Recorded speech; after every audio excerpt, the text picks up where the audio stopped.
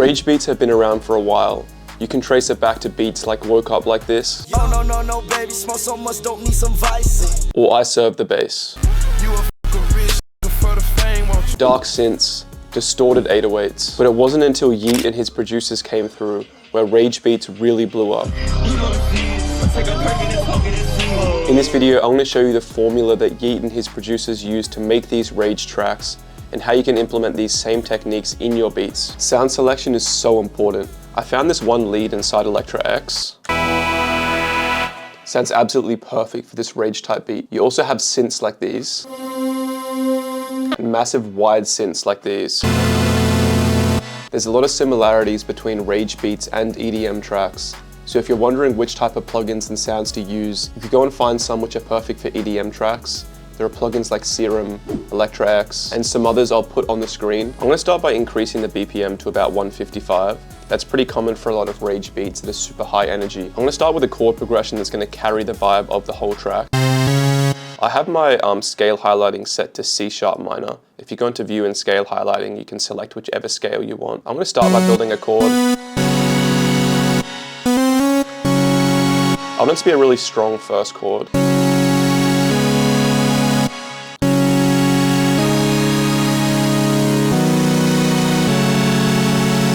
I started with these chords here. I'm not exactly happy with them. We have a little bit of a sad, kind of melancholic resolution. I want to change this to make it a bit more dark and mysterious.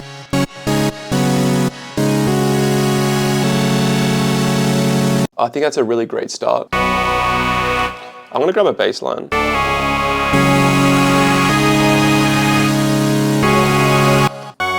You can grab some of the higher notes here and just lower it an octave, just so you kind of know where they sit.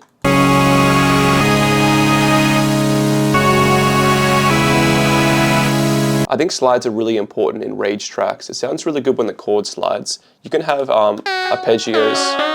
You can have different synths that slide, like this one here.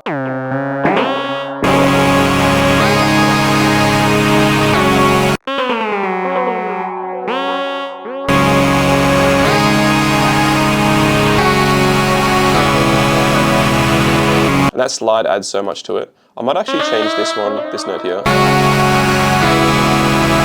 That fits in a little bit nicer. I'm also going to grab another lead inside of a plugin like bnyx. Some of these sound pretty good. I'm going to copy the chord onto this. I'm going to solo everything but the chord and this new one. And I'm going to do Alt A, which is an arpeggiator.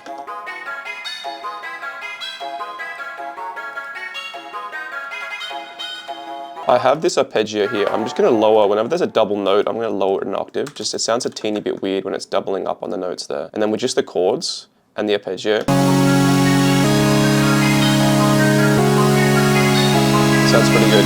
And one thing I like doing is picking the actual sound after I've made the melody. So we can go through now.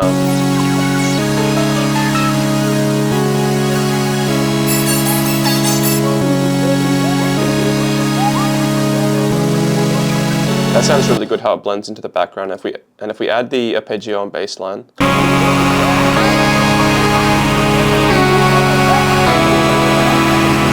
One thing I'm realizing listening to this is I want something that cuts through the mix a little bit at a bit of a higher pitch.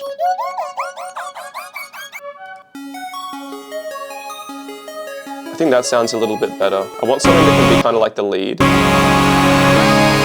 It's a bit hard to stand out with this massive bass line here. I think this melody is ready for a beat, and that's when a lot of the rage beat techniques really come through. I'm going to jump into the Wave Grind Blueprint collection. It actually has melodies for all different genres, so it has some here that actually will sit pretty nicely with this genre. But I'm going to go into the EDM drum samples.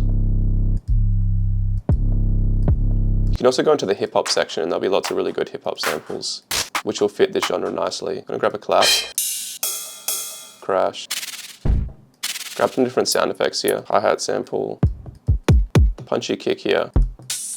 I can go through and change some of these samples later. I just want to get the basic idea of the drum sequencing and then I can mess with the actual samples properly. You don't have to go too crazy with the hi-hats. If you listen to songs like I'm Yeat. I ain't never wanted rolling. Bitches really wanted me. You'll notice the hi-hat is on a two-step sequence and we have an open hi-hat coming in basically on the first beat. So if I just grab this hi-hat, right-click and click 2. I'm going to grab a basic snare.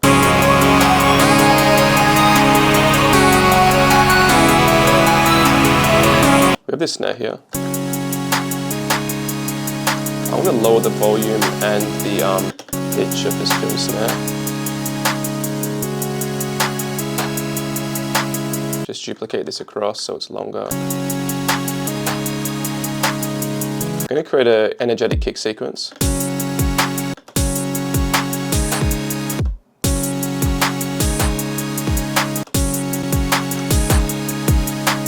I'm going to copy this onto the bass and cut itself on. And I'm going to follow some of the notes in the bass line. It's probably going to be mainly following these root notes down the bottom. So I'm just going to quickly line this up here, line this bottom one up, delete the second half, raise this an octave to see how it sounds.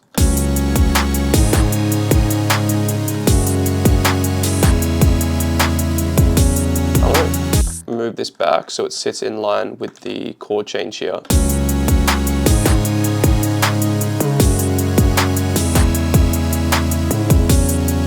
And that'll sound really good having that descending sequence down to the C where it starts. It'll sound like this. Lowering it down to a C again, or C5 range. Have a crash in at the start. We're going to have this impact at the start. Maybe we'll do the same thing with this here. Actually, we'll bring this in a little bit later. Adds a bit of depth to the second snare and clap. And I'm going to spice the hi-hats up just a little bit. I'll delete the second half and just work on the first half and then duplicate it. I might actually go down to 1/3 beat and just have this fill here. Lower the pitch of the second 3 notes. Go back to normal step.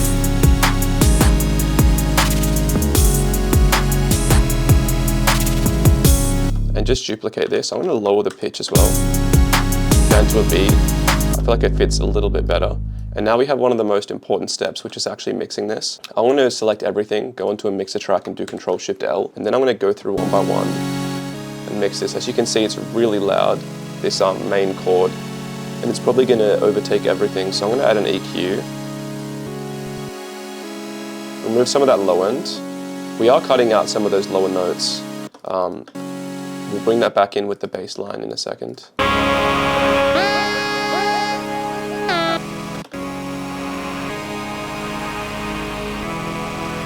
This bass line sounds pretty good for the intro. This effect here sounds nice as well.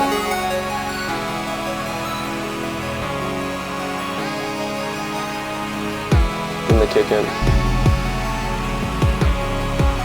I'm going to add some distortion to the bass. I'm just going to use Fruity Fast distortion. Change this to distortion type B. It doesn't make the bass that much louder, but it makes it sound better. It makes it sound a lot more warm. Crash at the start. I'm going to add a bit of reverb onto this hi-hat. If you have a look at this peak volume here, it shows you what's taking up most of the space. As much as you want the kick and 808 to hit hard, to leave a bit of headroom, I'm going to lower them a little bit. I'm also going to take out some of these instruments and the bass line, because we're not going to have all these layers coming in at the same time, so it'll be a bit silly to mix for that volume. If we have a look now, the final mix is at about -6 decibels. From here you have a lot of headroom to boost the volume and get your track hitting really hard. You can use a soft clipper, a maximizer, or a compressor. I'm going to open Fruity Soft Clipper, which comes with FL Studio, and increase the post. You can see now it's hitting at about 0 decibels. If you're sending a beat like this out to an artist, you would send them the stems, which means they don't have this effect applied to the master if they drag in all the stems, so you don't have to worry about it being a little bit too loud. This is mainly for beat previews or email previews if you're emailing the beat out. You can use something like the knot clipper and just go and turn this clip up.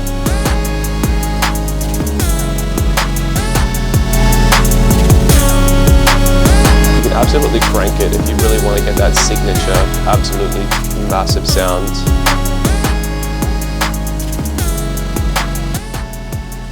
I'm a bit more of a fan of using Isotope Ozone 9. I'm going to lower the threshold here, turn the character to fast.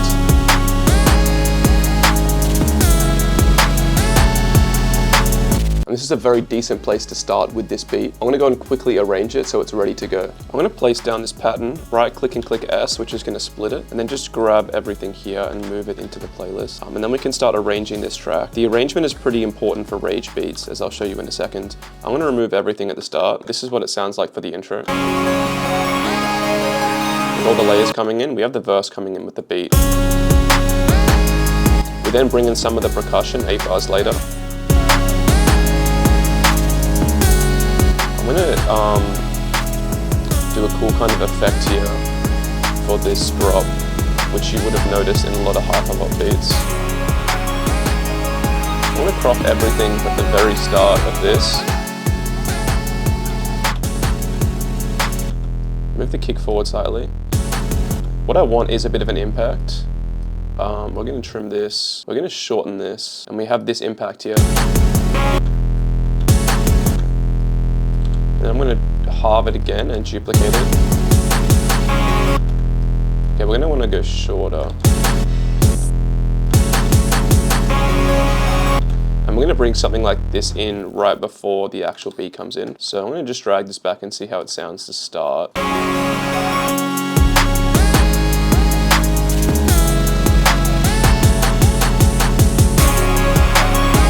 I like what's happening with the drums, but the actual chord there doesn't sound as cool. I'm gonna try and do something with the arpeggio. I'm gonna grab a slice tool and just grab this start here and just see how this sounds. I'm gonna make it unique and I'm gonna lower it an octave.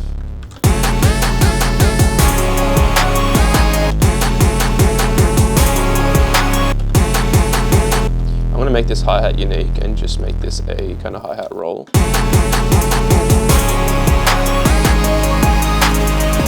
And you'll notice a similar effect on a lot of Yeat tracks like that. If you want to make it blend in a teeny bit more, you can probably take the kick and the bass out and just have it come in at the end there. I'm going to jump into the Wave Grind Emotional Essence Library, go into the drum section, go into the SFX, grab some transitions like this. And I'm also going to grab a riser and another riser. I'm going to reverse this first riser, and we have a custom transition as well as a bit of a makeshift transition. Now we can go ahead and duplicate this. Hold down Alt to line it up nicely when doing that. Duplicate it again. A lot of Yeat songs are actually a little bit shorter than you might expect. So if we add an outro like this, this is 2 minutes long. When the hook comes back in, I'm going to take the drums out at the start.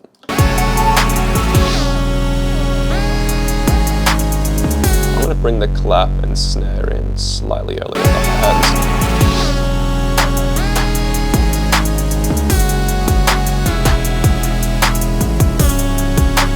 Take the hi-hats out at the end too to add a teeny bit of evolution.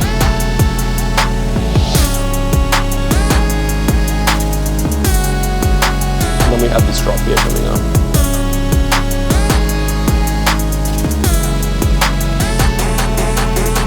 I think this is a crazy energetic rage type beat. All these samples are from Wavegrind, so make sure to go to wavegrind.com if you want to get samples like these. If you want to learn how bnyx makes his beats, I actually made a dedicated video for him. He's a producer behind a lot of Yeat's productions. If you want to learn how to mix and master your tracks, or how other top producers make their tracks, click one of the recommended videos or go to my channel, and I hope to see you there.